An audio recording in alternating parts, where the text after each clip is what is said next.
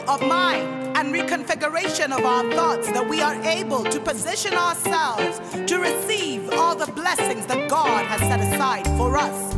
For it is not us who are waiting for the blessing, but rather the blessing that is waiting for us to be in the right frame of mind to receive it. I hear a clarion call. It's time to rise and shine. Time to get what's mine. Dai, family, and welcome to another Dr. Mumbi spiritual show. My name is Dr. Mumbi Saraki. How you doing? How's everything going? I really do pray that you are well. P-R-A-Y. I have to find another word for pray. My intentions towards you is that you are well, that you are moving into living life truly on your own terms, in your own narrative. It is so critical, family.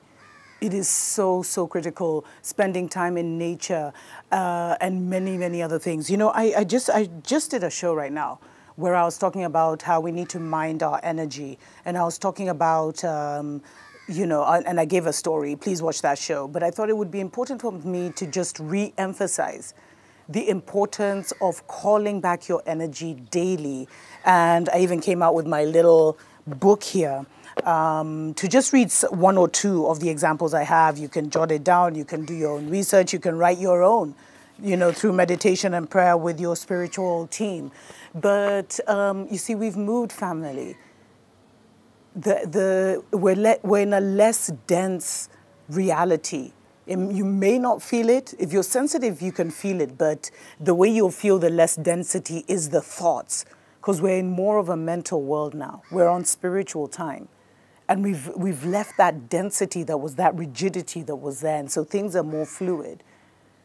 Because of our raising vibration, there's a lot of things that are, a lot of beings, a lot of spiritual dimensions that are coming online to us, even if we can't see them or perceive them yet. But our thoughts, you know, before this, the way the physical world was set up is just because of the density. Thoughts moved with much, they didn't move with as much speed as they're moving now. Let me put it like that. They moved much slower. People's intentions took a longer time to reach you. But that has all changed, where we're literally now on like thoughts create reality time. Like your thought will impact you or whoever your thought is directed to in real time. And people aren't aware about this. People have been made extremely careless with their thoughts. But you know what, before I even get into that, let me give a special shout out to our Patreon family. Thank you so much for supporting us on that platform and enabling us to continue to bring our teachings to our people. Definitely consider supporting us, family, either with a donation through PayPal or by joining our Patreon, where I release much more information, especially things that are censored here, especially dealing with COVID and things like that. There's a documentary that you have to watch, and I've shared it on that platform. So, family, what Babylon has done in creating this democratic space for everybody, where everyone can say whatever they want, and now it's burning them in the ass, so they're trying to reverse that and kind of bring in censorship. You know, oh no, you can't just say whatever you want. Because remember when freedom of speech was the biggest thing?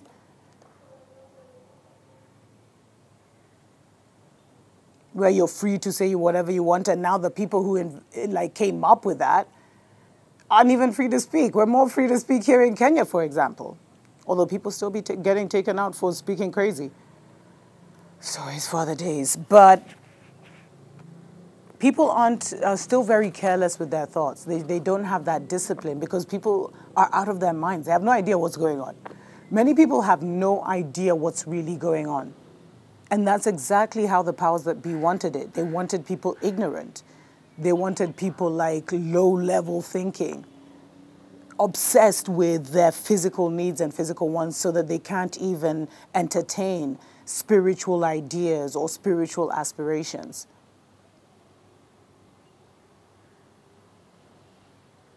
And so especially if you have a public platform, or even if you're just awakened and chosen and you're moving around daily, people will see you and they'll send darts to you. Some are innocent. And because people are really in such a deep lack, in such a deep spiritual famine, when they see you glowing, they think it's a physical thing. And in that lack mentality, they think you have, they lack, you have it because they lack, or they lack because you know, they can't have what you have. So then envy comes in, so then jealousy comes in. And all these are thoughts that they're having about you. Some are strangers. Like if you have any of these social media platforms, some are people you will never meet in your life, and yet they throw you their energy. And this is how Babylon wanted us to mess ourselves up. Because not everyone should have a voice, family, and not everything should be voiced. So now people will send you their energy, their jealousy, their envy, their thoughts. Some may even see you as their savior, especially if you relocate out of the city and you happen to be doing a little bit, you know, better than them, not even a little bit, but you're living your best life. They'll see you as a person who will be their end all and be all. They may visit their local juju man and say, hey, you know, a baller's moved into town, help me to bind us, or something like that. Like, because people are so desperate mentally that they're literally out of their minds, that they're acting crazy physically. And so for us, because we're anchoring in this new energy, even if you feel you haven't made it, even if you feel you don't have it yet, and you have your own struggles and whatever, but you're on this spiritual awakening journey, as much as you're trying to balance out your human self, or whatever, however you want to put it. You may not see like you have much, but because you're anchoring in this new spiritual energy by awakening, by doing the necessary work, by thinking higher, by expanding your thinking, your knowledge, others see you like that flame. So let's say they're moths, and they're coming to that flame, family. You attract them like moths to a flame. And some people won't understand it. Like, if you're a chosen one, it's so normal now to enter a space and be stared at. It's still irritating. Really irritating. But it's normal because you're moving on a different vibration. And so when you enter, the lower vibrations feel that. And there's this, like, people are just like crabs in a bucket right now. They have crab in a bucket kind of mentality where everyone is trying to pull everyone down in order to get out.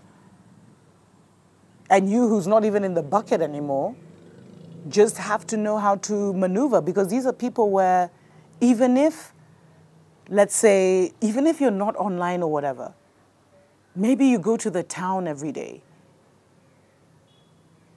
to get a few things, or you take your children to school or whatever, that and you know, you interact with the outside world sees you. Even that alone can make people try and put hooks on you. And this is not to make you paranoid or anything, family. But I have found that, you know, one of the most important things for us to do in this time and to be in this time is in balance. And when we allow these thoughts to just come into our energy and our energetic field and our auric field without clearing them, without blocking them, because a lot of us, because we're channels to the deeper worlds, where we've opened up ourselves, sometimes as we're open to the higher realms, we're also open to these lower vibrations. So we have to make it a daily habit. And I, you know, family, I struggle with this, but whenever I see my energy is off, I know it's because I haven't followed my own regime. You absolutely must clear your energy daily, family. You absolutely must. As an awakening one, as an awakened one, as a chosen one, you don't need anyone else's. And you have too much energy of your own. You're even just, you know, permeating those good vibes. You're just releasing them naturally. But people can't hook onto you intentionally and take it. That's a violation of a spiritual law.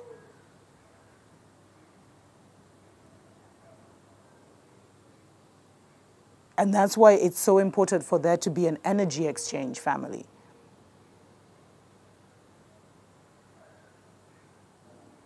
So that you also don't create an attachment innocently to others. So when you get knowledge, give something back. That's how we used to do things back in the day. It's ancestral. But it's so important, family, to call your energy back. And especially some of us who are doing the spiritual work, you're moving in many timelines and dimensions. You know, before I used to hear how like 11 selves would have had manifested. There's an elder that I met while I was in Switzerland, and he talked about how, you know, there's 11 of us in 11 worlds right now doing life. And I was just like, that was too much for me. I was like, no, that's so weird, no. And now it doesn't seem so strange. And now, because we're in this awakening and we're reassembling ourselves, we may be actually experiencing all those 11 selves coming together. Let me get too into that. But learn to call back your energy. And I wanted to share something that I don't know exactly where I got this, because I get different ones. I usually just say it, but I actually made it a thing now of writing it down and trying to create a mantra from it. And basically I say something like, you know, I call back my power, my energy from all timelines, all spaces, all dimensions, all relationships, all people, and every single encounter I have had. I call my power back cleansed, balanced, and whole, and full of radiance and vitality.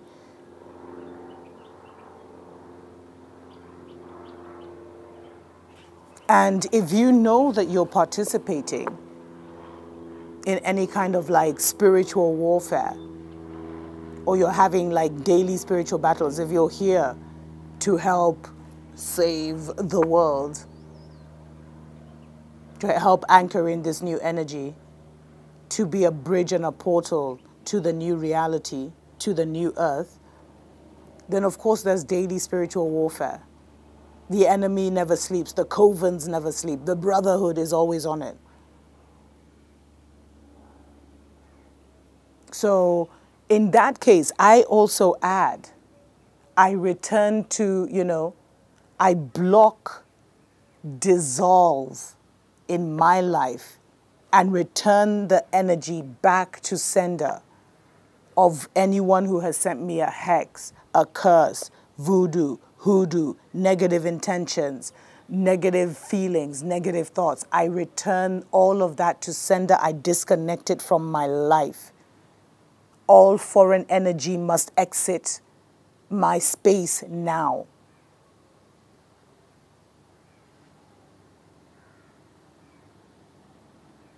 Or something along those lines.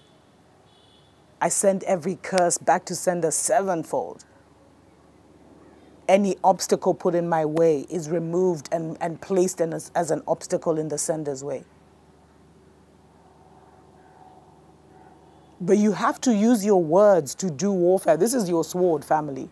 And some people do use the Psalms. I'm not even going to talk about the origin of the Psalms. If you'd like me to do that, leave it in the comments below. Or you can even tell people, because I know there's some really brilliant, almost like scholars or professors in the comments. I love it, guys. But Psalms you can use as warfare. You just replace certain words with ancestors, in the name of the ancestors, or, you know, you have to do these things with a spiritual eye. But that's the things I would do daily, family. It doesn't even take a minute, and I'm also telling myself this, because I've been practicing that for the last week, and I'm seeing so much shift in my life. Because I'd noticed a certain tiredness and lethargy in how I was feeling. And when I started calling back my energy and sending back any attacks of the enemy, you know, the attacks are always mental. It's always their people's words, people's thoughts. Those are the things that have energy. Until now, if they are reaching the level of doing it physically, then, you know, that's where now the witchcraft and stuff comes in. But it's like when I started calling back my energy and sending the energy back, things started shifting in my life, family. Opportunities came back around. traitors were revealed.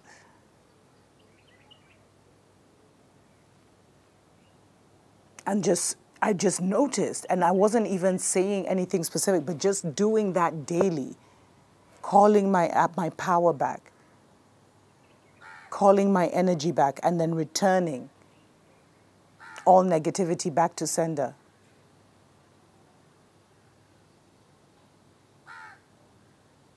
And canceling any of my own negativity so it doesn't come back to me, because anything you do to others, you're doing to yourself, literally.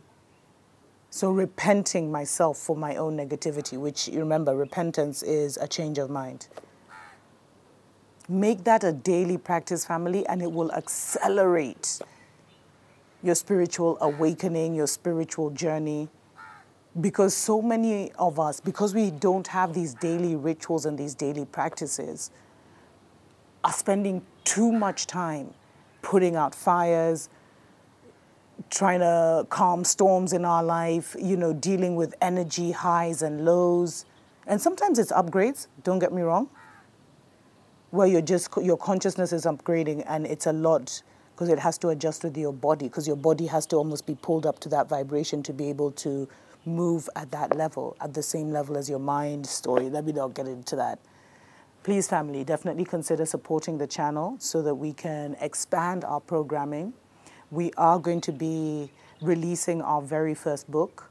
It's in a series called the Bantu Awakening. We'll share more as that time comes closer, because we realize now that in my interactions with you on email, in my interactions with you on various platforms, I've become aware that the main thing lacking right now is that we don't have the elders or even anybody to guide us through that initiation process. And so I've worked very closely with my ancestors to kind of help people to at least do some of the work alone. And of course, we leave it to the ancestors to maybe one day bring us together on on Mount Zion. I was going to say Mount Zion, so let me stick to that, where we can actually collectively help each other to be healed, to be restored, and to be taken to a new level. Tuko pamoja. Hear a clarion call. It's time to rise and shine. Time to get what's mine. Yeah.